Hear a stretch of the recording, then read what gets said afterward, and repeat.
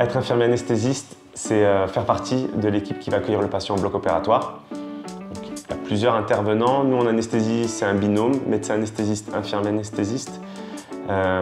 Donc avant une intervention, la majorité du temps, le médecin anesthésiste a vu le patient en consultation.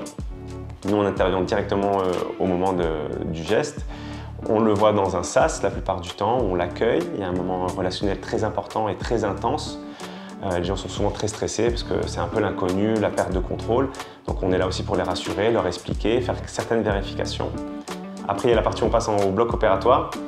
Et on technique le patient, perfusion, scope, on monitore tous nos éléments de surveillance. On pratique l'anesthésie, donc ça permet d'endormir le patient pour faciliter le geste chirurgical et le rendre réalisable. Fin du geste, on réveille le malade. Il faut savoir que c'est très calé sur l'aéronautique, ce qu'on fait en anesthésie. Il y a une partie décollage, un petit peu phase de plateau en vol et un atterrissage. Même nous, on a des checklists de vérification en amont qui sont faites. Donc réveil, atterrissage, on réveille le patient en salle d'intervention ou en salle de réveil et il restera là jusqu'à ce qu'il réponde à un score de sortie pour qu'il puisse retourner en service de surveillance conventionnelle. C'est une spécialité du métier d'infirmier, donc c'est les 3 ans du diplôme d'état d'infirmier, plus 2 ans de pratique incompressible en service. Après ça, il y a un concours d'entrée, donc c'est sur concours, c'est 2 ans d'école. C'est très intense, très intéressant. Et après ces 2 ans, on réintègre soit notre structure, soit un hôpital, souvent en bloc opératoire.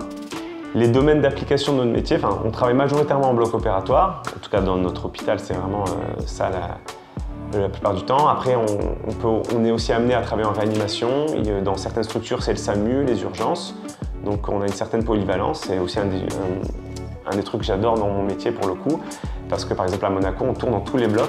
Souvent dans certains CHU, on est affecté à un bloc et on fait le même type de chirurgie. Là pour le coup, nous on est très mouvant et je trouve que c'est vraiment un truc très positif. C'est un travail en collaboration avec beaucoup de personnes, parce qu'on travaille avec des infirmiers, on travaille avec des aides-soignants, des ASH, des chirurgiens, des anesthésistes, pratiquement tous les corps de l'hôpital. On est vraiment transversal pour le coup. Et ça aussi c'est très intéressant, on voit beaucoup de choses. C'est un métier qui demande beaucoup d'anticipation. Sur le principe, on a l'impression que c'est juste assez répétitif, alors qu'en fait, il y a beaucoup d'anticipation en fonction des antécédents du patient, de la chirurgie.